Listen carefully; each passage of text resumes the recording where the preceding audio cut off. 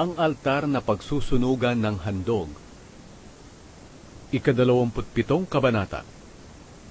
Magpagawa ka ng altar na gawa sa akasya. 7.5 talampakan ang haba. 7.5 talampakan din ang lapad. At 4.5 talampakan ang taas. Palagyan ito ng parang mga sungay sa 4 na sulok, nakasama ng ginawa ng gawin ang altar. Pabalutan ng tanso ang altar. Ang lahat ng kagamitan ng altar ay kailangang gawa sa tanso. Ang mga lalagyan ng abo, pala, mangkok, malalaking tinidor para sa karne, at mga lalagyan ng baga. Magpagawa ka rin ng parilyang tanso para sa altar, at lagyan ito ng argolyang tanso sa bawat sulok. Pagkatapos ilagay mo ito sa ilalim ng altar. Sa patungan nito sa bandang gitna ng altar. Magpagawa ka rin ng tukod na pambuhat sa altar. Kailangang galing ito sa kahoy na akasya at nababalutan ng tanso. Ipasok ang tukod sa argolya sa bawat gilid ng altar para mabuhat ang altar. Ang ipapagawa mong altar ay tabla at dapat bakante sa loob. Ipagawa ito ayon sa planong sinabi ko sa iyo roon sa bundok. Ang bakuran ng toldang sambahan.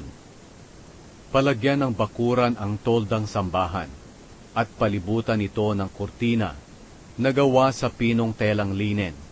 Ang haba ng kurtina sa bandang timog ay 150 talampakan.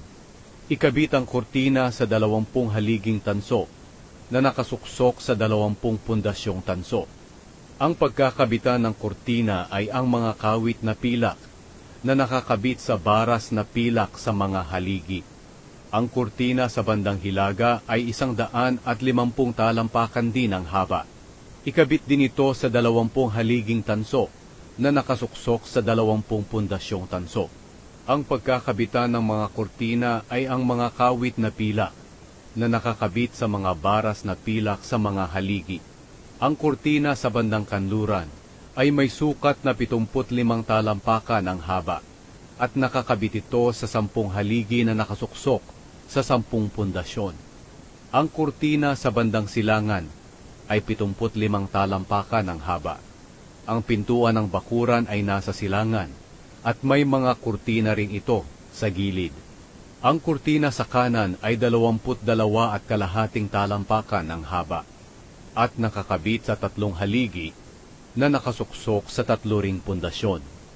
Ang kurtina sa kaliwa ay 22.5 talampakan ang haba at nakakabit din ito sa 3 haligi na nakasuksok sa 3 ring pundasyon. Ang pintuan ng bakuran ay palagyan mo ng kurtina na 30 talampakan ang haba. Kailangang gawa ang kurtina mula sa pinong telang linen na may lanang kulay asul, ube at pula. Kailangang napakaganda ng pagkakaburda nito. Pagkatapos isabit ang kurtina sa 4 na haligi na nakasuksok sa 4 na pundasyon. Kailangang may kawit at baras na pilak ang lahat ng haligi sa palibot ng bakuran. At kailangan ding may mga tansong pundasyon. Ang buong sukat ng bakuran ay 150 talampakan ang haba at 75 talampakan ang lapad. Napapalibutan ito ng kurtinang pinong telang linen na 7.5 talampakan ang taas. Ang mga haligi nito ay nakasuksok sa mga pundasyong tanso. Kailangang purong tanso ang lahat ng kagamitan sa toldang sambahan, pati na ang lahat ng tulos ng tolda at sa bakuran nito. Ang pangangalaga sa ilawan ng toldang sambahan. Utusan mo ang mga Israelita na dalhan kanila ng purong langis na mula sa pinigang olibo para sa mga ilaw ng tolda, para tuloy-tuloy ang pag-ilaw nito. Ilagay ang lalagyan ng ilaw sa labas ng kurtina na tumatakip sa kahon ng kasunduan. Si Aaron at ang mga anak niyang lalaki ang mag-aasikaso sa mga ilaw sa toldang tipanan. Sisindihan nila ito sa aking presensya araw at gabi. Ang tuntuning ito'y dapat sundin ng mga Israelita at ng susunod pa nilang mga henerasyon.